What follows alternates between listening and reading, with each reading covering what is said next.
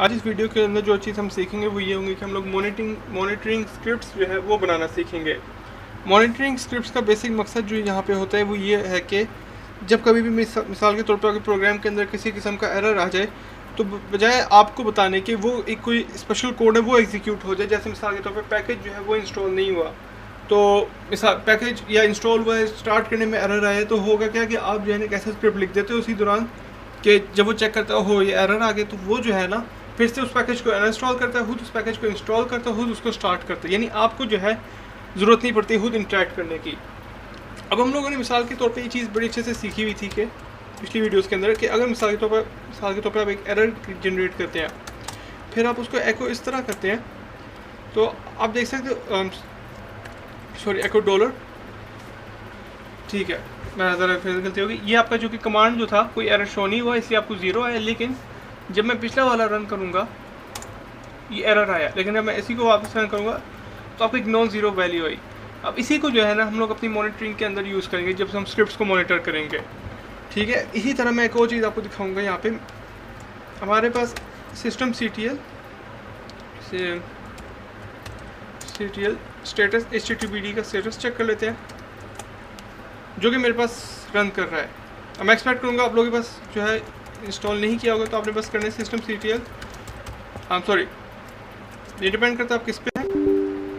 तो यम install HTTPD आप use करेंगे ताकि आपका HTTPD जो है वो इंस्टॉल हो जाए। फिर आपने जो नेक्स्ट स्टेप करना है यहाँ पे ये है कि सिस्टम CTL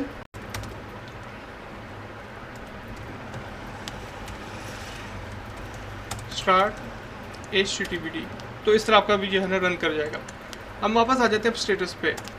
आपने देखा कि हमने जब इसको रन किया तो हमारे पास जो है एक रनिंग का पूरा मैसेज जो है वो सारा शो होगा कि हमारा जो है सिस्टम CTL जो है रन कर रहा है यहाँ पे। ओके डिसेबल्ड हो गया, कोई मसला नहीं, इसको हम स्टार्ट कर देते हैं। अब वापस चेक किया तो अब ये जो है हमारे पास रन कर रहा है। यहाँ तक क्लियर हो गया। अब इसी चीज़ को हम दरअसल प्रोग्राम के अंदर भी यूज़ करेंगे। वो किस तरह वो मैं आपको शो करता हूँ। जैसे हम देख सकते हैं कि हम लोग अब हमारी जो सर्विस अब रन कर रही है, तो जब ये रन करती है सर्विस तो एक फ़ाइल भी जो है ऑटोमेटिकली क्रिएट कर देती है जो मैं आपको इधर शो करूँगा, /run/httpd और httpd.id, यस PID जो है ना आपकी एक फ़ाइल जो है वो क्रिएट हो जाती है। आप देख सकते हैं एक नंबर एग्जिस्ट करता है, और जब कभी मैं इसको जो है मिसाल के तौर पे स्टॉप कर देता हूँ इस सर्विस को, ठीक है ना, ये कोई भी सर्विस हो सकती है, तो जब मैं वापस जाऊँगा यहाँ पे तो आप देख सकते हैं कोई फाइल एग्जिस्ट नहीं करती। अब इस चीज़ को हम यूज़ करेंगे अपनी मॉनिटरिंग स्क्रिप्ट बनाने के लिए कि मिसाल के तौर पे अगर ये फाइल नहीं एग्जिस्ट करती होगी तो तुमने क्या करना है। और इसी तरह जब हम लोगों ने एको यूज़ करके देखा था कि यार नॉन ज़ीरो वैल्यू आ रही है, इसका मतलब कोई एरर है, तो तुमने क्या करना है, तो उसके लिए जो है ना हम प्रोग्राम लिखना शुरू करते हैं। तो सबसे पहली चीज़ जो हमने करनी है, यहाँ पे आप किसी भी डायरेक्टरी में जा सकते हैं, बेशक यहाँ पे भी स्टार्ट करना चाहे कर सकते हैं। मैंने बस एक स्क्रिप्ट्स के नाम से एक डायरेक्टरी बनाई, मैं वहाँ पे चले जाता हूँ और एक VI एडिटर खोल देता हूँ अपनी किसी भी नेम से monet.sh। अब मैं यहाँ पे आ गया हूँ, तो सबसे पहले जो है ना मैं इंटरप्रेटर का पाथ दे देता हूँ यहाँ पे bin/bash, ठीक है ना। अब इस प्रोग्राम को जो है हम लोग रन करते हैं यहाँ पे।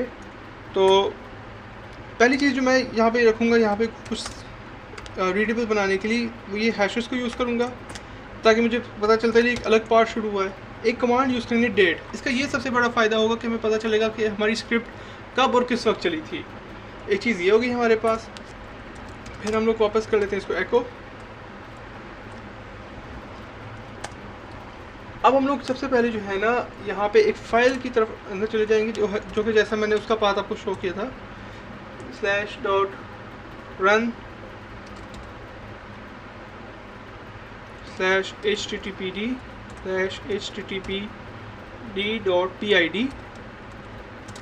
अब हो सकता है उस फाइल से रिलेटेड आपको एरर शो हो सकता है उस फाइल से रिलेटेड आपको वैल्यू शो हो, लेकिन हमें उसकी ज़रूरत नहीं है। बस हमें ये चाहिए एग्जिस्ट करती है या नहीं। तो जो कोई भी आउटपुट होगा उसको जो है ना हम लोग पुट कर देंगे इस फोल्डर के पाथ के अंदर dev/null, यानी हमें वो पाथ नहीं शो करना एक तरह से। ये मुकम्मल हो गया। उसके बाद हम इफ़ एल्स कंडीशन अब स्टार्ट करते हैं। याद रखिएगा स्पेस लगाना कभी मत भूलिएगा। इफ़ तो मैं यहाँ पे ये करता हूँ कि मिसाल के तौर पे अगर जो मेरा डॉलर क्वेश्चन मार्क है वो आ जाता है इक्वल टू 0, इसका मतलब है कि हमारा स्क्रिप्ट कोई एरर नहीं आया है। लास्ट कमांड यानी जो ये कमांड है उसको चलाने के अंदर, यानी हमारे पास एक वैल्यू रिसीव हुई। फिर मैं चाहता हूँ कि देन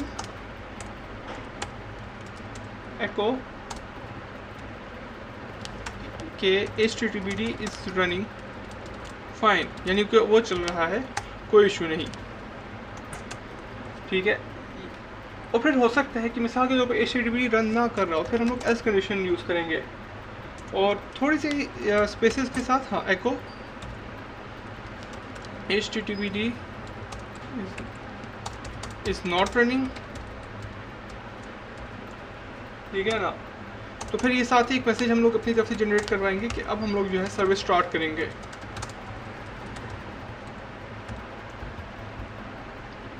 तो और सर्विस स्टार्ट करने का तरीका यही होगा कि हम लोग जो है यूज़ करेंगे systemctl start HTTPD, ठीक है। यहाँ तक तो कोड हो गया हमारा, कुछ टाइपिंग एरर ये यहाँ पे आ गया, ठीक है, यहाँ तक हमारा हो गया। अब हो भी सकता है कि जब आप सर्विस को स्टार्ट भी कर रहे हो तो हो सकता है स्टार्ट ही ना हो सकता है पैकेज का जो वर्जन है उसका इशू आ जाए, कुछ भी आ सकता है। तो हम लोग इसको फिर खाली नहीं छोड़ देंगे, हम लोग फिर इसके ऊपर एक और इफ एल्स कंडीशन लगाएंगे और उसके अंदर भी फिर हम यही चेक करेंगे कि यार अब चेक करो कि अब जो मैंने सर्विस स्टार्ट की है यहाँ पे, ठीक है, क्या अब उसके अंदर एरर आया है या नहीं, ठीक है। फिर मैंने यूज़ किया देन और एको, ठीक है, और मिसाल के तौर पे इक्वल टू 0 आता है, सर्विस हमारी अब स्टार्ट हो गई है।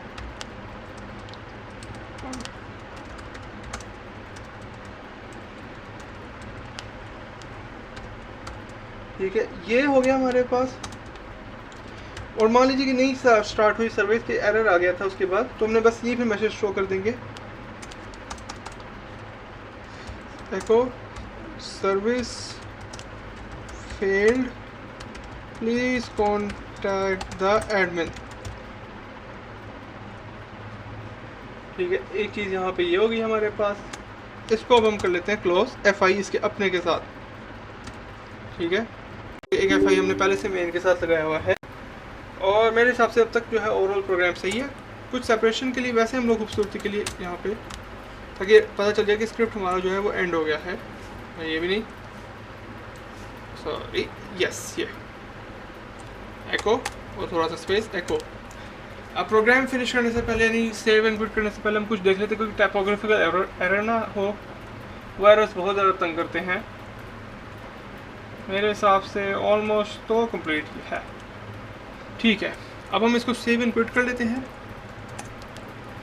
अब मोनेट डॉस ऐसे जो है हमने बनाया मॉनिटरिंग के लिए, उसको करेंगे chmod प्लस एक्जीक्यूटेबल बना दिया हमने। तो आप देख सकते हैं कि service field contact, oh yes, देखा टाइपोग्राफिकल एरर आ गया, कोई मसला नहीं, इसी टाइपोग्राफिकल एरर को ठीक कर देते हैं। systemctl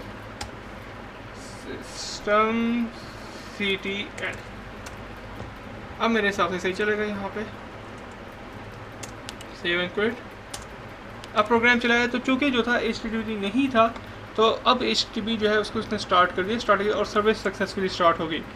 इसको जो है हम कंफर्म करेंगे कि क्या वो फाइल एग्जिस्ट करती है, यानी फाइल डेफिनेटली एग्जिस्ट करती है। अब मैं क्या करूँगा, इसी फाइल को दोबारा चलाऊँगा और मुझे मैसेज आ गया कि चूँकि वो पहले से ही चल रही थी, यस, क्योंकि वो हमारी पहले स्टार्ट हो गई थी।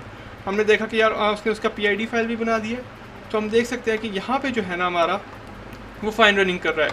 और जैसे ही मैं इसको मिसाल के तौर पे सर्विस को स्टॉप कर देता हूँ, systemctl स्टॉप HTTPD, हमने सर्विस को स्टॉप कर दोबारा चलाऊँगा, तो इसने कहा नहीं अब ये सर्विस नहीं चल रही, चलो कोई नहीं, मैं सर्विस दोबारा चलाता हूँ, सो ऑन। ये तो हो गया एक आपने पूरी स्क्रिप्ट इंटेलिजेंट बना ली, लेकिन इसका मज़ा ये नहीं है, क्योंकि अभी हमें जो है ये उस वक्त काम करेगी जब हम खुद चलाएं। लेकिन जो हम चाहते हैं ना यहाँ पे वो ये है कि ये स्क्रिप्ट उस वक्त चले, यानी हर वक्त चलती रहे, ठीक है ना। हम यही चाहेंगे ना कि हर वक्त चलती रहे, हर वक्त चेक करती रहे कि कोई मसला तो नहीं आ रहा पैकेज में, कोई नहीं। तो उसके लिए जो मेन चीज़ हम करेंगे वो ये होगी कि हम लोग एक क्रॉन जॉब क्रिएट करेंगे। क्रॉन जॉब सबसे पहले जो सबसे इंपॉर्टेंट चीज़ होगी वो यहाँ पे इस फाइल का पाथ जो है वो समझने की, फाइल हमारी रखी किधर है, monet.sh, ठीक है। ये हमारे यानी इस पर पड़ी हुई है हमारी फाइल, इसको बस हमने याद रखना है।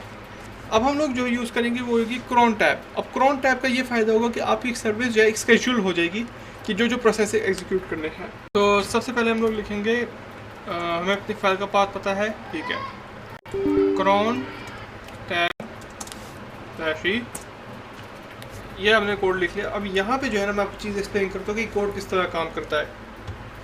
सबसे पहले हम लोग एक चीज़ समझ लें कि ये वो इधर जो भी कमांड लिखेंगे वो एक खास टाइम के साथ जो है एग्जीक्यूट होगा। अब वो टाइम कैसे लिखते हैं वो मैं आपको शो करता हूँ।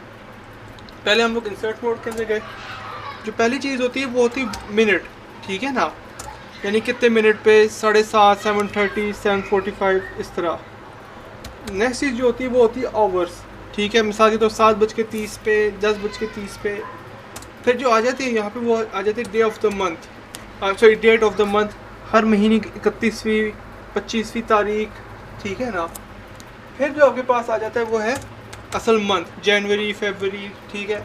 फिर आपके पास आ जाता है डे ऑफ द वीक, और फिर उसके बाद जो है ना आप कमांड लिखते हैं कि कौन सा कमांड आपने चलाना है हर टाइम पे, ठीक है। मिसाल के तौर पे अगर एग्जांपल के तौर पे मैं शो करूँ, मैं चाहता हूँ कि 10:30 पे, तो इधर 30 इधर 20, यानी मैं PM की बात करूँ, हर दिन हर महीने, ठीक है, और 1 से लेके 5 वीक तक, यानी मंडे से लेके फ्राइडे तक, ठीक है ना। उसके बाद जो है कोई भी कमांड आपने लिख दिया। अब इसको चलाते हैं हम लोग। मैं ये कहता हूँ हर मिनट, हर आवर, हर मंथ, हर डेट ऑफ द मंथ, हर वीक जो है वो ये कमांड चलाएगा /script एंड monet.sh। उम्मीद करता हूँ नेम हमारा सही हो, कोई इशू ना आ जाए, ठीक है।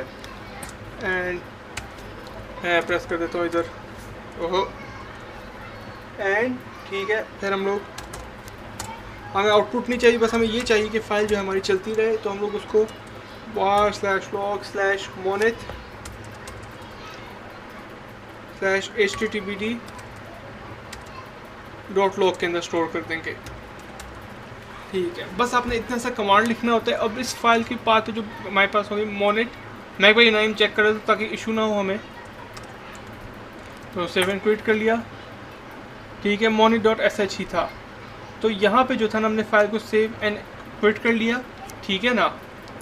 अब जो होगा क्या, यहाँ पे हम थोड़ी देर के लिए अपने सिस्टम CTL पे जो है उसको स्टॉप कर देते हैं, क्योंकि हमें पता है इसने हर मिनट ही चलना है, ठीक है। HTTP स्टॉप हो गई।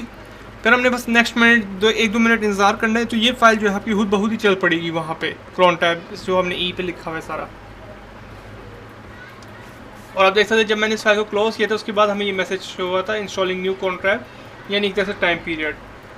अब थोड़ा सा इंतज़ार कर लेते हैं। अब हम चेक करते हैं कि हमारा तकरीबन 1 मिनट तो हो गया है। तो अगर देखते हैं कि एग्जिस्ट करता है या नहीं, तो ये एग्जिस्ट करता है। हालांकि हमने जो था ना इसका स्टॉप कर दिया था, लेकिन हुआ ये कि चूँकि वो अब हर मिनट चेक कर रहे हैं, तो इसलिए हर चीज़ अब वो इंश्योर कर रहा है कि ये फ़ाइल जो है हमेशा इंस्टॉल हो जाए, यानी जो हम लोगों ने अपनी वो स्क्रिप्ट बनाई थी पूरी monet.sh, जो ये स्क्रिप्ट बनाई थी अब ये सारी एग्जीक्यूट हो रही है, ठीक है। जो भी आउटपुट था वो मैं इसलिए नहीं शो हो रहा क्योंकि मैंने जो था उसी वक्त आउटपुट को सेंड कर दिया था, अगर आपको याद हो क्रॉन टाइम में जो हमने लिखा था। तो ये होता है इस तरह एक टास्क को पूरा मॉनिटर करने का तरीका। बेशक आपके जितने भी टूल्स होते हैं, जेंकिंस हो गया, एंसिबल हो गया, टेराफॉर्म हो गया, वो सारे इसी तरह काम करते हैं। लगते बहुत ज़्यादा एडवांस है, लेकिन अंडरनीथ जो बेस है ना की सारी इसी चीज़ पे ही है, क्रॉन टैब्स बनाते जाना, ठीक है ना। एंड हर मिनट, हर आपकी मर्ज़ी का टाइम आप सेलेक्ट कर लेते हो, कौन सा कोड चलाना है, कौन सी चेकिंग करनी है, उन्होंने पहले से फाइलें लिखी होती हैं। और होता बहुत सिंपल है, जो आपने देखा जिस तरह ये ईजी है बहुत।